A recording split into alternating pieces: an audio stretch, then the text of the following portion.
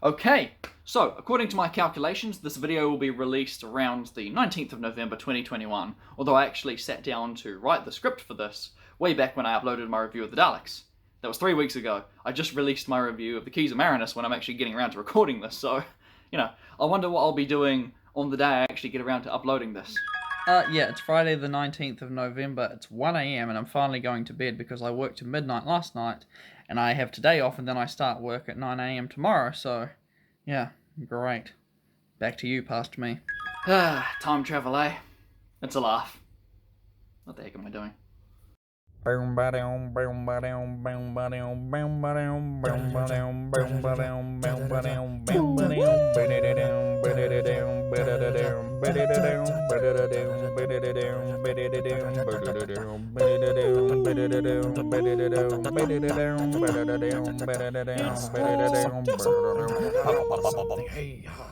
Hello and welcome back to Classic Doctor Who Reviews. Today I'll be taking a look at the 9th serial, which technically kicks off the show's second season way back in 1964, Planet of Giants. I often got confused between this one and The Webbed Planet with how similar the DVD covers are, both of which feature what appear to be giant insects. Or whatever the heck that's supposed to be.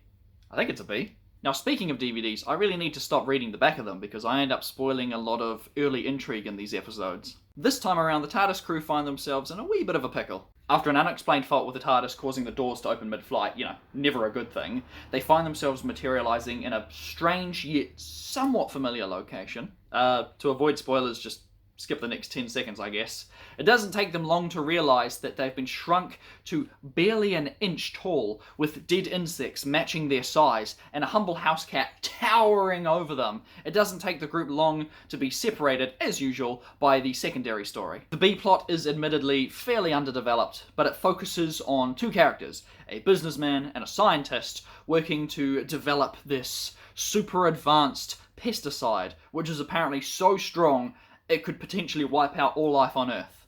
That's quite the effective bug spray.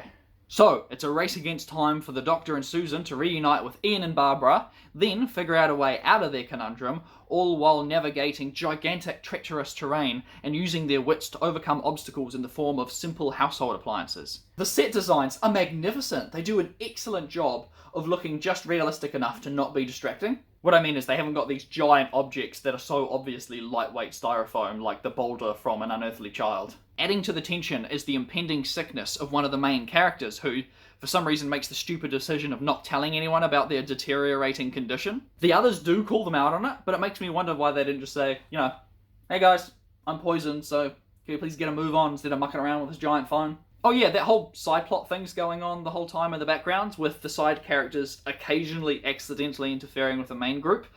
I've seen it described as a murder mystery, but it's not really a mystery, just a lot of fluff that I didn't find all that engaging. And apparently, so did the BBC back in the day. Apparently it wasn't exciting enough for a series opener. Fair enough. So they cut it from a 4-part story down to a 3-parter, despite already having filmed all 4 episodes. And well, that's where the most fascinating part of this DVD comes in. What I'm about to say is explained on a short featurette on the disc. With a lot of classic Doctor Who DVDs, the people in charge of behind the scenes like to bring in former cast and even crew members to make little mini documentaries where they can share stories about their experiences and record audio commentaries, but in Planet of the Giants' case, the writer, director, most of the crew and all the secondary cast have all sadly passed away. So instead, they decided to take the script, bring back Ian and Susan's original actors, as well as a small group of fairly decent impressionists, and essentially make a mini reconstruction of the original episode 3 and 4, because of course BBC would have destroyed the excess footage back in the day. It's a little janky with recut footage and obvious audio changes, and a terrifying CGI cat. But nevertheless, this is such a cool little special feature that they managed to put together. Now I want to make clear up front that when I first watched this, I thought that this would be the definitive way to watch it. So after the first 2 episodes, I hopped on over to the special features and chucked the mini reconstruction on. 4 minutes into it, we've got a dead CGI cat loads of rambling about boat maintenance, and a 52-minute runtime. I quickly abandoned that idea and hopped back over to watch the abridged episode 3, which is about half an hour long. The final abridged version of episode 3 that initially aired on television was perfectly fine, although it does leave the B-plot feeling fairly, unresolved. After a fairly enjoyable three-parter, I was determined to sit down and watch through this full 52-minute reconstruction. And boy, what a slog. So much unnecessary switchboard operator dialogue, a whole segment dedicated to copying a notepad, and even brought in its own unique water dripping sound effect. Look, it's not bad, it's just non-essential, and honestly, it's really cool that it even exists in the first place. Only watch it if you care a lot about the subplot and want it really overdeveloped. The only real useful information that was originally cut was the scientist finding out about the negative effects of his creation, but even then, it comes right at the very end, doesn't go anywhere, and certainly isn't worth sitting through 52 minutes for.